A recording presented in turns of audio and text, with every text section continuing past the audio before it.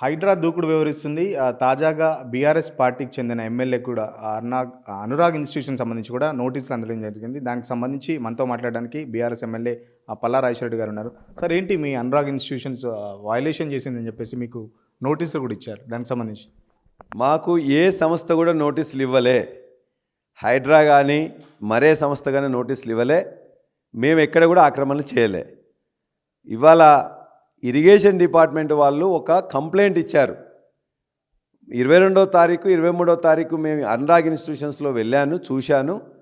వాళ్ళు encroach buffer జోన్లకు అవుతున్నారు కాబట్టి వాళ్ళ మీద చర్య తీసుకోమని వాళ్ళు ఇచ్చారు. మాకు ఒక లెటర్ కానీ ఒక స్కెచ్ కానీ మా దగ్గర రావడం కానీ ఎవ్వరూ రాలే, ఏమీ ఇవ్వలే. డైరెక్ట్గా పోలీస్ స్టేషన్ పోయి వాళ్ళు పెట్టారు కేసు.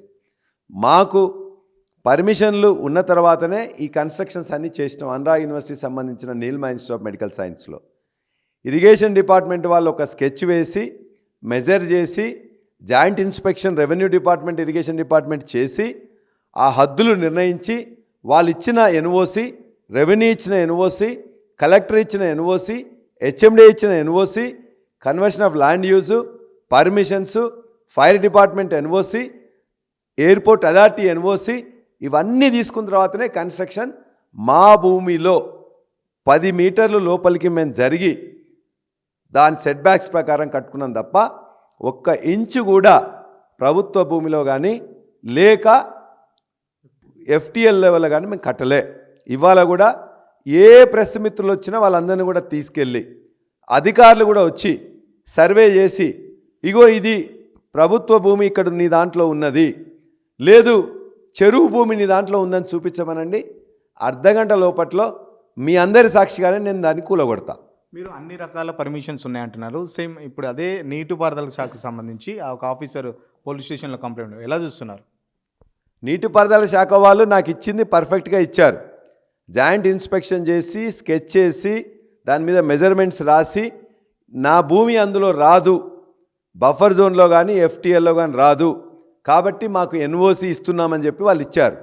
ఇవాళ వాళ్ళు కాదంటే ఎందుకు కాదంటున్నామని నాకు చెప్పాలి కదా. వాళ్ళు ఎందుకు ఆనాడు ఇచ్చారు, ఎందుకు ఇలా కాదంటున్నారని చెప్పాలి కదా. ఇంతవరకు కొత్తగా 2014లో దాన్ని సర్వే చేశారు.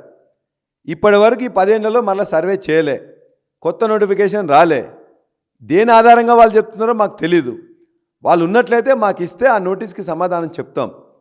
నేను 25 సంవత్సరాల్లో అన్ని అనుమతులు తీసుకొని అన్నీ కట్టినా ఇవాళ కూడా 1 ఇంచు భూమి కూడా చెరువుకు సంబంధించిన దానిలో ఉంటే అర్ధగంట లోపల వారు చూపించిన దాన్ని మార్క్ చేసిన దాన్ని మీ సాక్షిగానే కొట్టేస్తా. అంటే ఇరిగేషన్ ఆఫీసర్ చెప్తున్న పరిస్థితి ఏంటంటే మేము చేశాము, దానికి సంబంధించి 2-3 ఎకరాలు మీరు ఆక్రమించి చేశారు, ఎఫ్టీఎల్ పరిధిలో ఇన్స్టిట్యూషన్స్ కట్టారని చెప్పేసి ఇరిగేషన్ వాళ్ళ వాదన. దానిపై మీ కామెంట్ ఏంటి?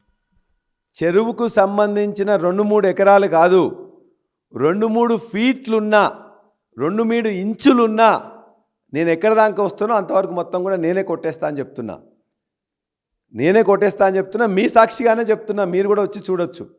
2 ఎకరాలు 3 ఎకరాలు 4 ఎకరాలు కాదు, 2 ఇంచులు చెరువు భూమి నాలో ఉన్నా, 2 ఇంచులు 2 ఫీట్లు కూడా కాదు, 2 ఇంచులు నా దాంట్లో ఉన్నా కూడా నేను వెంటనే మీ సాక్షిగా వాళ్ళ మార్కింగ్ ఇస్తే చెరువు భూమి ఎంత ఉండాలి, ఎఫ్టీఎల్ ఎంత ఉండాలి, ఏ ప్రకారం ఉండాలి అని వాళ్ళని ఒక డాక్యుమెంట్ చూపించి అది అథారిటేటివ్ డాక్యుమెంట్ అయి ఉండాలి, నోటిఫై చేసి ఉండాలి అధికారికంగా.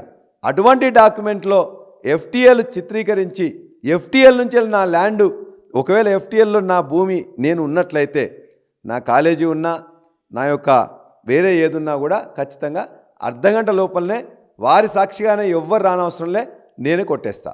హైడ్రాకి సంబంధించి లీగల్ ఫైట్ ఎలా చేయబోతున్నారు మీరు ఫ్యూచర్లో? నేను ఐఎమ్ నథింగ్ అగెన్స్ట్ హైడ్రా వాళ్ళు ఏం చర్యలు తీసుకుంటున్నారో తీసుకోమని అంటున్నాం. ఇక్కడున్న ప్రభుత్వ భూములు రక్షించడంలో మేము కూడా స్వాగతిస్తాం. ఈ రాష్ట్రంలో ఉండే ప్రజల సంపద అయిన చెరువులని రక్షించడంలో నేను ఖచ్చితంగా ముందుంటా, దాన్ని స్వాగతిస్తాం. ఎవరైతే అనుమతులు లేకుండా ఆక్రమించి ఇవాళ కట్టుకుంటున్నారో వాళ్ళ మీద నిర్ద్వందంగా చర్యలు తీసుకోవాల్సిందే. దాన్ని స్వాగతిస్తా. ఎట్టి పరిస్థితుల్లో దాన్ని వ్యతిరేకించేది లేదు. అంటే కాంగ్రెస్ పార్టీ చెప్తుంది ఏంటంటే గత 10 ఏళ్లలో మొత్తం చెరువుల విధ్వంసం సంబంధించి చాలా పెద్ద ఎత్తున జరిగింది. బీఆర్ఎస్ పార్టీ నేతలందరూ విధ్వంసం చేశారు కాబట్టి కాంగ్రెస్ ప్రభుత్వం వచ్చాక ఆ విధ్వంసాన్ని అంతా మేము సరి చేస్తున్నామని చెప్పేసి కాంగ్రెస్ పార్టీ చెప్తుంది. ఇవాళ లాస్ట్ 15-20 రోజుల్లో వాళ్ళు కొట్టేసిండ్రు కదా. ఎవరు బీఆర్ఎస్ నేతలు ఉన్నారు? నాగార్జున బీఆర్ఎస్ నేతనా? లేకపోతే సునీల్ రెడ్డి అనే ఎవరినో కొట్టేసిన బీఆర్ఎస్ నేతనా? పల్లం రాజు లేకపోతే వాళ్ళ కొడుకును కొట్టేసిన బీఆర్ఎస్ నేతనా? బీఆర్ఎస్ నేతలు అలా కట్టినానంటే మీరు చేసుకోండి యాక్షన్. ఇవాళ నాది కావాలని 9 నెలలుగా ఇబ్బంది పెడుతున్నారు కాబట్టి వాళ్ళు చేస్తున్నారు. మేము ఎవరిని కూడా వాటికి సహకరించలే. వాళ్ళందరూ కట్టిన వాళ్ళు కాంగ్రెస్ ప్రభుత్వం ఉన్నప్పుడే వాళ్ళు కట్టుకున్నారు. ఇవాళ ఉన్న పల్లం రాజు గారు కానీ లేకపోతే వీళ్ళు కానీ వాళ్ళు కాంగ్రెస్ ప్రభుత్వం ఉన్నప్పుడే కట్టుకున్నారు. కాబట్టి వాళ్ళ పర్మిషన్ లేకపోతే లేకుండొచ్చు. మేము కట్టుకున్నప్పుడు మాత్రం కరెక్ట్గా పర్మిషన్స్ ఉండే కట్టినాం. పర్మిషన్స్ లేకుండా ఎన్ఓసి లేకుండా మేము ఎక్కడ కూడా కట్టలే. మాది కట్టినట్లయితే మీరు చూపించమనండి. వాళ్ళు ఏదో తప్పులు చేసింది కదా, కాంగ్రెస్ వాళ్ళు ఆనాడు కాంగ్రెస్ వాళ్ళు తప్పులు చేసింది కదా అని మా మీద కక్షపూరితంగా వాళ్ళని ఏదో కొట్టి మమ్మల్ని కొట్టాలని చెప్పేసి అనుకుంటే కరెక్ట్ కాదు. వాళ్ళు నిజంగానే తప్పు చేస్తుంటే మీరు కొట్టుండొచ్చు.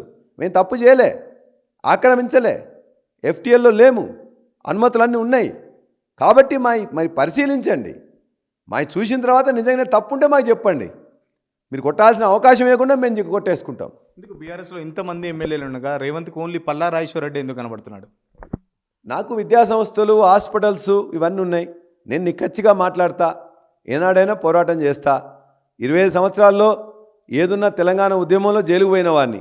ఆనాడు కూడా నా మీద కేసులు పెట్టి జైలుకు పంపించారు. కానీ నా విద్యా సంస్థలను ఎప్పుడు కూడా ఇబ్బంది పెట్టలే. ఏ ప్రభుత్వం ఉన్నా, తెలుగుదేశం ఉన్నా, కాంగ్రెస్ ఉన్నా, ఆనాడు కాంగ్రెస్ ఉన్నా, ఆనాడు బీఆర్ఎస్ ఉన్నా, ఎవరున్నా కూడా నా యొక్క విద్యా సంస్థలు కానీ హాస్పిటల్ కానీ ఏనాడు ఇబ్బంది పెట్టలే. ఇవాళ ఉద్దేశపూర్వకంగా 9 నెలల నుంచి వెళ్ళి కేసులు పెట్టడం నా మీద, నా కుటుంబం మీద, నా సంస్థల మీద రోజు ఎవరెవరు వచ్చి ఇబ్బంది పెట్టే విధంగా ప్రయత్నం చేస్తున్నారు. ఇది సరైంది కాదు. ఖచ్చితంగా నేను దేనికి భయపడేవాడిని కాదు. ఖచ్చితంగా ఆర్థికంగా నష్టపరచవచ్చు, విద్యా సంస్థను నష్టపరచవచ్చు, ఆసుపత్రికి నష్టపరచవచ్చు. దాని ద్వారా నాకంటే ఎక్కువ నష్టం విద్యార్థులకు కానీ లేక పేషెంట్స్ కానీ అవుతుంది. అది ప్రభుత్వం అధికారులు దృష్టిలో పెట్టుకోవాలి. అంటే ప్రధానంగా ఒక ఎలిగేషన్ చేశారు పార్టీ మారడం గురించి కూడా. అంటే పార్టీ మిమ్మల్ని ఆహ్వానించారా? మీరు కాదని చెప్పేసరికి ఇదంతా చేస్తున్నారు అనుకోవచ్చా? తెలంగాణ ఉద్యమంలో జైలుకు పోయినప్పుడే భయపడని వాడిని ఇవాళ దేనికోసం నేను భయపడాలి? ఎందుకు భయపడాలి? నాకు ప్రజలు నన్ను బీఆర్ఎస్ పార్టీ పేరు మీద ఎన్నుకున్నారు. వారు నన్ను ప్రతిపక్షంగా ఉండాలని కోరుకుంటున్నారు. నన్ను ఎన్నుకున్నారు కాబట్టి ఆ ఎన్నుకున్న 5 సంవత్సరాలు కూడా ప్రతిపక్షంలోనే ఉంటా. ఖచ్చితంగా ఏ పాత్ర అయితే ప్రజలు పోషించమని చెప్పినారో ఆ పాత్రను 100% పోషిస్తా. వాళ్ళ సమస్యలు ఏదన్నా ప్రభుత్వ దృష్టికి తీసుకొస్తా. ఖచ్చితంగా వారికి చేయాల్సిన పనులు నియోజకవర్గ స్థాయిలో, మిగతా ఎక్కడ కూడా చేయాల్సిన రాష్ట్ర స్థాయిలో ఇవాళ ఒక సిద్ధాంతపరంగా పనిచేస్తే తప్ప వ్యక్తిగతంగా భయపడడమో లాభాపేక్ష కోసమో పనిచేసేవాడిని కాదు. అంటే బీజేపీ ఎంపీ రఘునందన్ మాట్లాడుతూ సుప్రీంకోర్టు గైడ్ లైన్స్ ఉంది ఆల్రెడీ, హైకోర్టు నోటీస్ ఇవ్వాల్సిన అవసరం లేదు, హైకోర్టు స్టే ఇచ్చినా కూడా అధికారులు తన పని చేసుకోవచ్చు అని చెప్పేసి బీజేపీ ఎంపీ రఘునందన్ కూడా చెప్తున్నారు. మేము చట్టము న్యాయము ప్రకారమే నడుచుకోవాలని చెప్పేసి అంటున్నాం. అనుమతులు ఉన్న చోట అనుమతులను పరిశీలించి చేయమంటున్నాం. అనుమతులు లేని చోట వాళ్ళు ఏం చేసినా చెల్లుతుంది. వారు ఏం మాట్లాడినరో రఘునందన్ రావు గారు నాకు ఐడియా లేదు.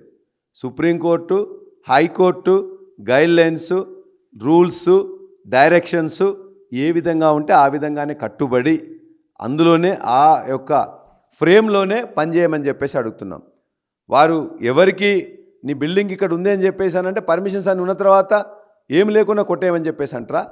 వారు ఉండే విల్లాని అలా పర్మిషన్ ఉన్నా కూడా నువ్వు బీజేపీ పార్టీ కదా అని కొట్టేసేస్తారా? ఇవాళ నీకు పర్మిషన్ ఉందా లేదా, ఉంటే చూసి కరెక్ట్ ఉందా లేదా చూడమని చెప్పండి. అంతే తప్ప కానీ ఎక్కడో ఎవరో ఏదో కట్టుకున్నారని చెప్పి ఆయన ఏం మాట్లాడినారో నాకు ఐడియా లేదు. వారు కూడా అట్లా చెప్పింటారని నేను అనుకోను. అంటే హైడ్రాకి సంబంధించి ఆఫీసర్లకు సంబంధించి పర్మిషన్లు ఇచ్చేది వాళ్ళే, ఇప్పుడు పర్మిషన్ లేవని చెప్పేసి కూలగొట్టేది వాళ్ళే. ఎట్లా చూస్తున్నారు దాన్ని ఓవరాల్గా? పర్మిషన్లు ఉన్న చోట పర్మిషన్లు చూడాల్సిందే. పర్మిషన్లు ఇచ్చిన వాళ్ళని ముందు టార్గెట్ చేయండి. పర్మిషన్ల ప్రకారం కట్టిన తర్వాత ఆ లాస్ ఎవరు భరిస్తారు? పర్మిషన్లు ఉంటేనే కదా కట్టింది. అధికారులు అనే వాళ్ళు ఎప్పటికి ఉంటారు కదా. ఆ 10 సంవత్సరాల ముందు కూడా అదే అధికారులు ఉన్నారు, ఇవాళ కూడా అదే అధికారులు ఉన్నారు, రేపు కూడా ఇంకో 10 సంవత్సరాలకు ఉంటారు. అధికారులు ఉన్న వ్యవస్థ మారదు కదా, రూల్స్ మారవు కదా. కాబట్టి ఆ చట్టానికి లోబడి వాళ్ళు ఏదైతే పర్మిషన్ ఇచ్చిండ్రో ఆ పర్మిషన్స్కి అనుగుణంగానే కట్టినరా లేదని చెప్పి చూడాలి. ఫైనల్గా 2 ఇంచుల భూమి నేను ఎఫ్టీఎల్ పరిధిలో ఉన్నా నా కాలేజీలు మొత్తం ప్రభుత్వం కూల్చేయచ్చు, చట్ట పరిధిలో ఎటువంటి చర్యకైనా నేను సపోర్ట్ చేస్తాను, బట్ చట్టం పరిధి దాటి ఏదైనా చర్యలు తీసుకుంటే మాత్రం నేను చట్ట పరిధిలోనే దానిపై కొట్లాడతా అని చెప్పేసి పల్లా రాజేశ్వరరెడ్డి చెప్తున్నారు. కేవలం రాజకీయ కక్షతోనే హైడ్రా దాడులు కొనసాగిస్తుంది. ఇప్పటికైనా ఈ హైడ్రా తన పని తాను చేసుకుంటే బాగుంటుందని చెప్పేసి హైడ్రాకు బీఆర్ఎస్ పార్టీ వ్యతిరేకం కాదని, బట్ టార్గెట్ లిస్ట్గా పెట్టుకొని కొంతమందిని మాత్రమే టార్గెట్ చేస్తుందని చెప్పేసి బీఆర్ఎస్ ఎమ్మెల్యే పల్లా రాజేశ్వరరెడ్డి చెప్తున్న పరిస్థితి. కెమెరా పర్సన్ రాజుతో సురేష్, సిగ్నల్ టీవీ, హైదరాబాద్.